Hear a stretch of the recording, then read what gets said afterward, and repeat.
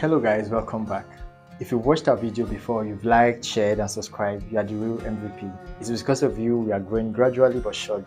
If you're seeing our video for the first time, please like, share and subscribe. It is because of you we are here. Today I want to discuss a very important topic, and it's about your style of parenting. We have two types of parent mainly. We have the responsible parent and the emotional parent.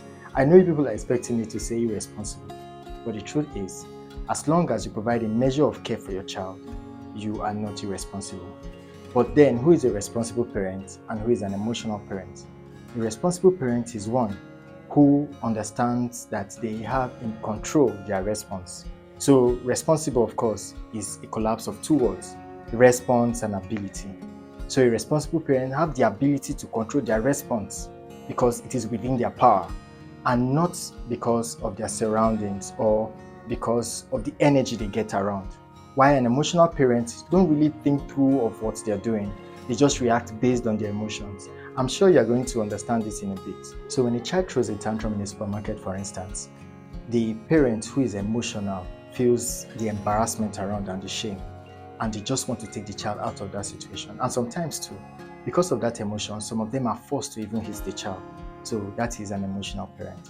But a responsible parent knows that that action is unacceptable and they don't want it to reoccur. So they will set standards so that the child knows that they cannot get away with that next time. So they take steps to correct it. It might actually be very challenging to be a responsible parent because sometimes you might be out of time. Sometimes too, you might be dealing with some emotions. But what the responsible parent knows is that their emotions is within their control. And the way they act might either amplify or reduce the problem completely.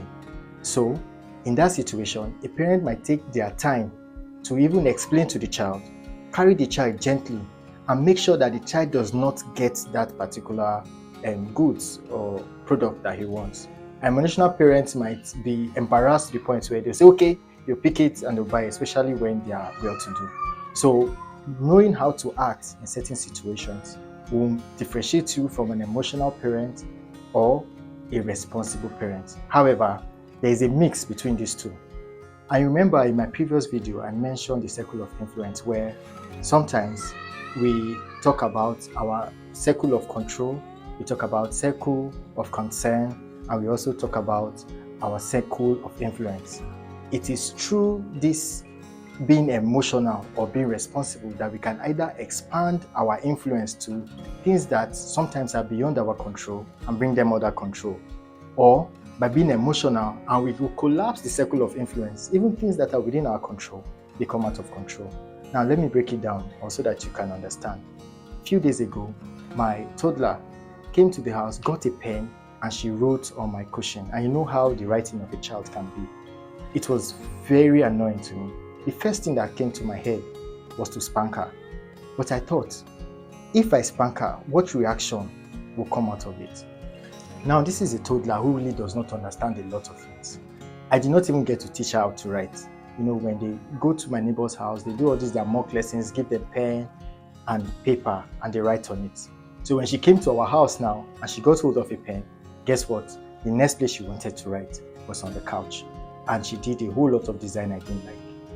Now, the thing I did that held me back was knowing that somebody has taught her how to write, but nobody has taught her where to write and where not to write. So it would be irresponsible of me to spank her for something I have not provided complete information for. So I have to now teach her where to write and where not to write, and tell her the consequences of writing in the wrong places. It is after doing that repeatedly that you can now provide punishment, and that punishment will be useful. But as an emotional parent, you might beat the child, and the child might even stop writing on the couch. However, they will not get that object lesson, and they will hate you for it. And some children too who have been punished in this regard have actually looted hating and writing. They've totally hated writing. As a result, the parents even spent more to bring the child to come to them to write. So being an emotional parent or responsible parent can determine how far your children will go when you discipline them. And I was relating this same episode to my brother, and he said the first word that his daughter wrote on A-Day was DAD. Guess where she wrote it? On the car he bought the previous day to deliver to someone else the next day. that he saw that when he was coming out of the house, of course, to carry them to school, and he was almost mad. But what did he do? He explained to the child not to write on the car again. He got hydraulic. He cleaned the car. Of course, it was not too obvious. He cleans the writing on the car, and that was how he bought books for the girl to always write anytime she feels like writing. Now, explaining things to a child like this will make the child more confident, and they know that if they make a mistake with you, it's not very lethal. So as a parent, we want to think through our action. We want to be responsible. Like we said, sometimes we are a mix of emotional and responsible. Well, what we try to do is to come far from being emotional to the part of being responsible, so that our punishment can make sense to our children. If you have watched this far, please like, share, and subscribe. Turn on your notification bell so that you can be the first to get a notification once we drop a video.